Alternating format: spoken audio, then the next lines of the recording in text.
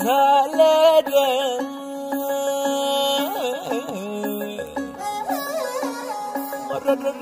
खुळ्यावानी झालं ग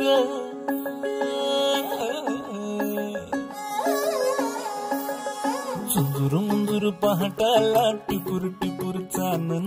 दिवस येडा गेला कुठं बिरू नजराला नाजूक साजूक भासर लावून चांद सरला